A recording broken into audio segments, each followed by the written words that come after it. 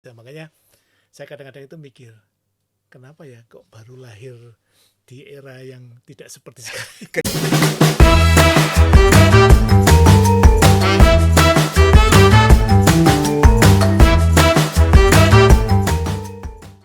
Mas Edi, ini bulan puasa ini sudah rawuh di tempat kita, matur suwun ini.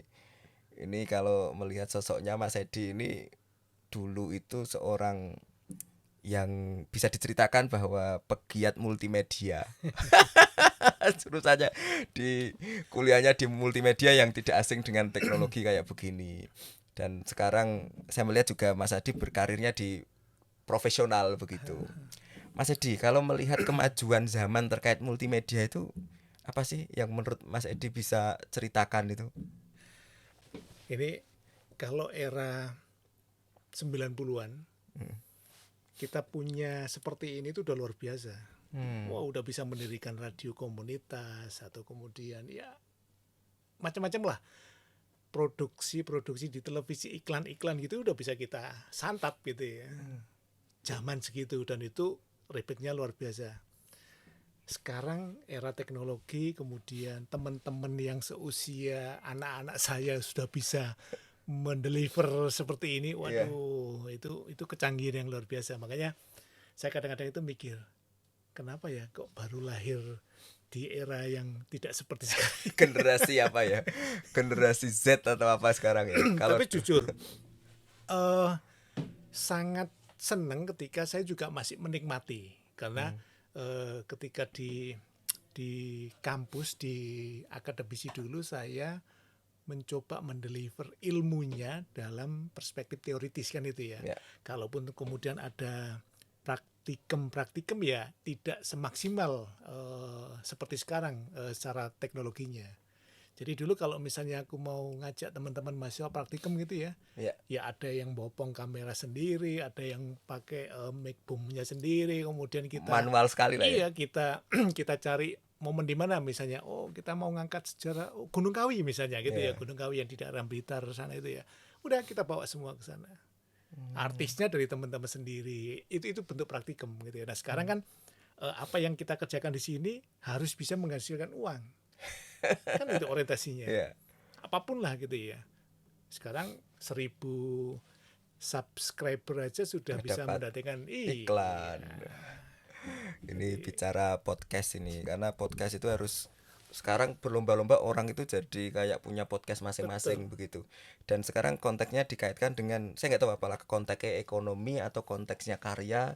Kalau dulu mungkin berperan itu karya memang menjadi Betul. bagian yang sangat kuat walaupun juga ada sektornya ekonomi. Betul. Tapi sekarang kan orang semakin cerdas kelihatannya bahwa oh ini suatu hal ketika bisa dilakukan secara visual ternyata jauh lebih menarik dan bisa ditonton, mendapatkan subscribe terus seperti yang Mas Kadi sampaikan tadi dapat iklan dan dapat Iya. uang. Nah, dan apa istilahnya ya?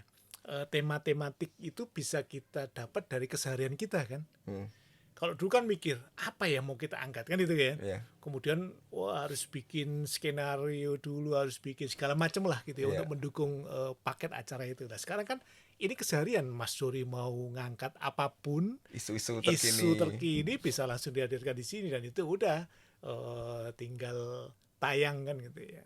Mas Edi itu sebelum jadi akademisi juga jadi penyiar pernah? Kebetulan aku di media, Oh di media. jadi seneng nulis lah. Hmm. Jadi kalau iseng-iseng dulu, kalau misalnya berapa sih gaji dosen kan itu ya.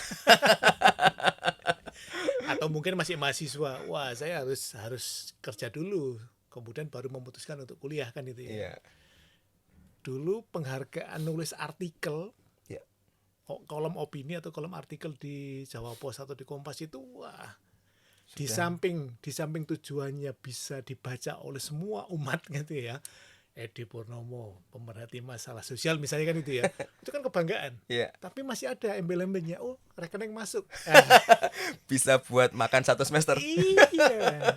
Nah, itu menjadi apa ya? Wah, ini kalau itu dikembangkan kan menarik gitu ya. Makanya Iya. saya dulu itu 1 minggu media Jakarta aku kirimin dengan tematik yang berbeda dengan media yang di Surabaya misalnya. Ketika minggu itu ada yang masuk 2-3 aja kan lumayan. Iya, iya, iya. Lumayan loh waktu itu. Jadi kalau dulu kan memang mungkin apresiasinya juga cukup tinggi ketika seorang mahasiswa juga sudah mampu menulis Betul. begitu. Mas Edi kira-kira nanti kalau pensiun di kerja profesional ini apakah akan menggeluti dunia multimedia kembali? Kebetulan basicku adalah di akademisi. Nah kan itu Mas, dulu aku mahasiswa berkecimpung di dunia media, kemudian masuk di kandang akademisi gitu ya, menjadi dosen yang mengajar teman-teman untuk bisa menjadi orang-orang media kan itu ya. Iya. Jadi wartawan, jadi humas dan sebagainya waktu itu di komunikasi. Nah, kemudian beralih ke dunia profesional yang ilmunya juga ilmu komunikasi kan. Iya. Masih linear kan itu ya sampai hari ini. Saya 12 tahun loh di kampus. Sekarang di dunia profesional juga masih sering diminta untuk sharing session. Jadi kalau dulu saya akademisi, sekarang saya menjadi praktisi kan gitu ya. Iya. Kan gitu praktisi. Nah kalau nanti pensiun ya minimal kembali lagi menjadi Menjadi- kolaborasi antara akademisi sama praktisi. Nje. Matur suwun rawuhnya siap, Mas siap. Edi Sami-sami. di walaupun sebentar tapi sudah menyapa di tempat kita. Siap. Sukses selalu buat Mas Edi dan nanti kita akan bertemu di podcast-podcast yang akan datang.